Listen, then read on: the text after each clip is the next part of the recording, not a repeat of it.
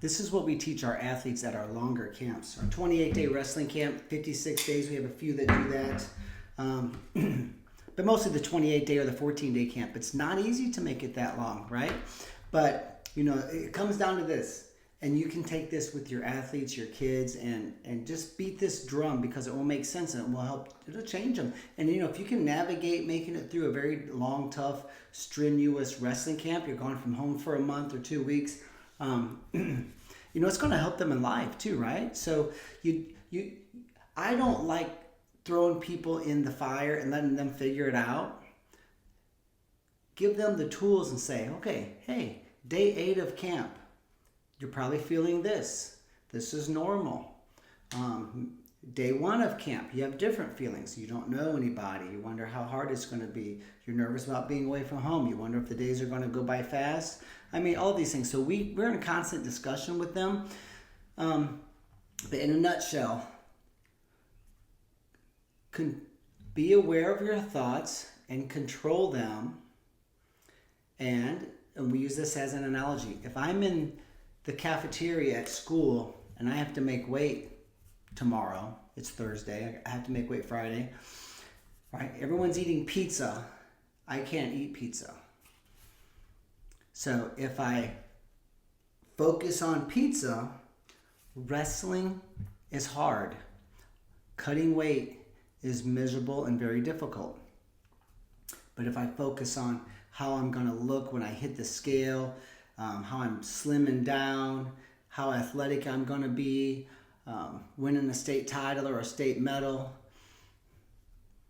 maybe how I'm doing things that none of these other, 2,000 kids at my high school, they couldn't do what I do.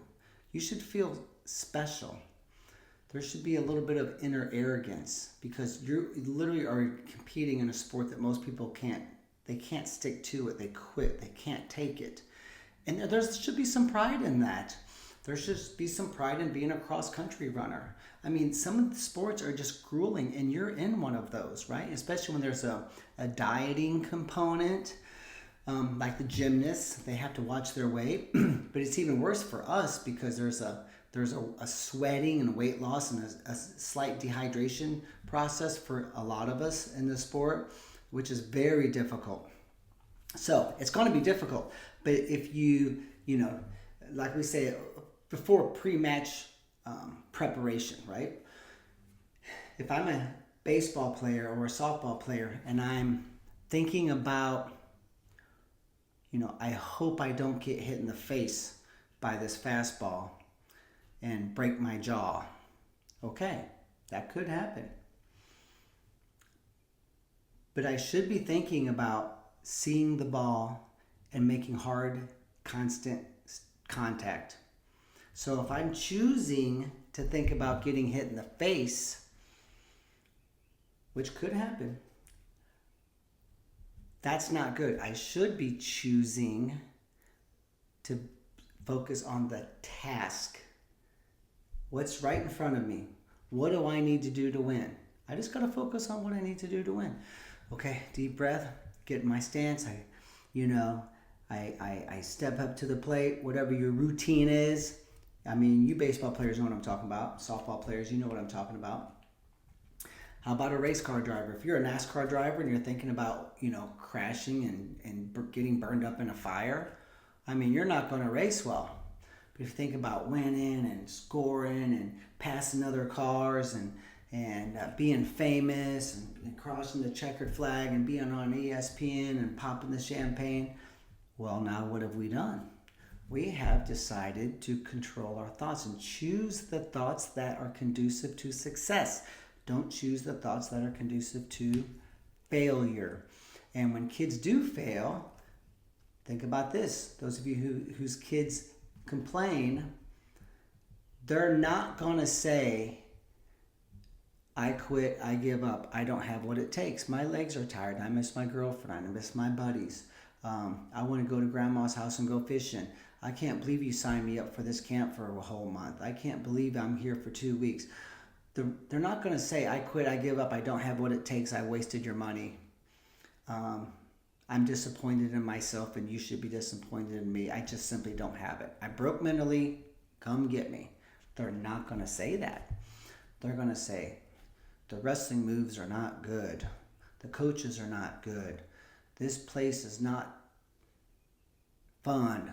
I mean, the food is not good. They're going to come up with all these other reasons. And you get to an established camp like ours, you can kind of be, there's some assumptions. You can assume that, hey, this is probably not the real story here. And your kids would do that in school too, right? Oh, I got a D in algebra, but it's the teacher's fault. And she's new and she doesn't do this and he doesn't. So I'm not telling you not to believe your kids, but you just don't believe them from the get-go.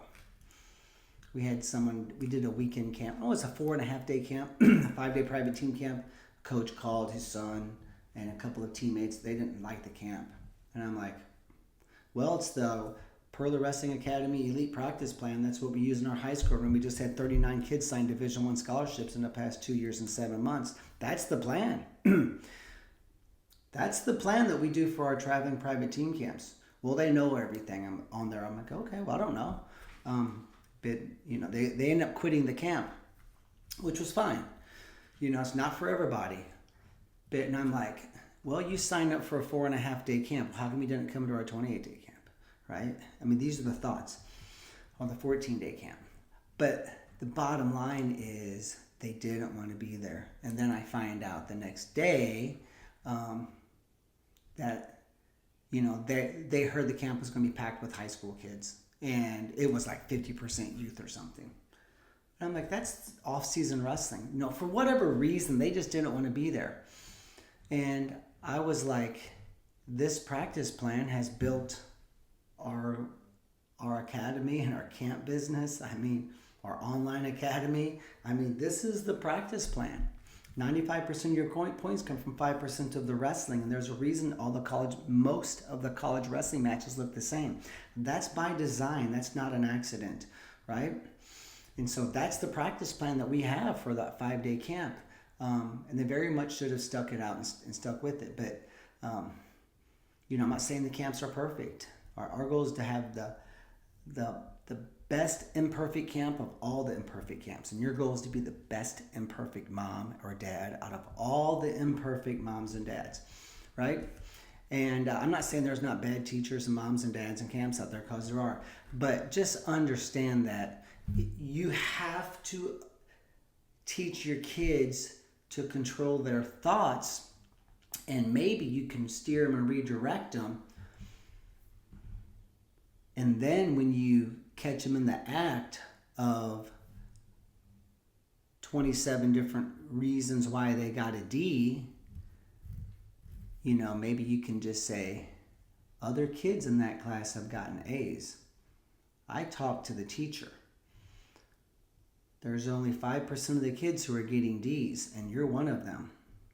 It's like Oklahoma State used to say. They go, hey, there's a wall of Olympic champions, a wall of Olympians, a wall of Olympic medalists, a wall of All-Americans, a wall of NCAA qualifiers, a wall of NCAA champs, a wall of the World Cup champions and medalists, the Team USA guys.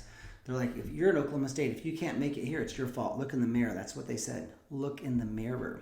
This is the place. Other people have done it here. You can do it too.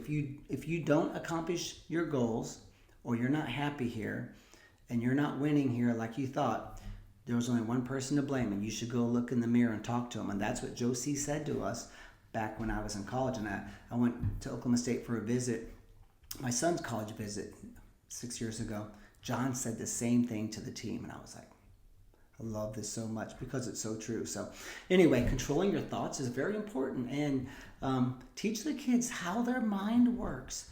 Because I guarantee you, if you're at super duper fun rich kid camp and you got to go canoeing in the lake, you got to hike the mountain and swim in a hidden lake with all the pretty girls and go canoeing and rope swinging, you would have walked up that mountain on a broken ankle. Guess what, son, daughter? I know you jammed your thumb, but you need to go get on that wrestling mat. If you would show up on time and hike up the hill to go swimming in the hidden lake or to do whatever they do at Super Duper Fun Rich Kid Camp, hey, you better show up to practice. And so there's like a criteria there that your kids need to understand and that you need to enforce. Otherwise, you're doing them a disservice. So anyway, that's the gist of it. And we have constant conversations with our athletes.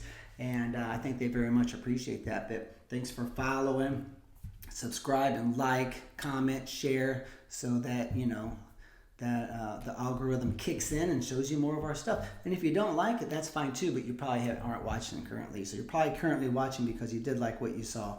And so always interact with our posts and you'll see more of us. Thank you guys.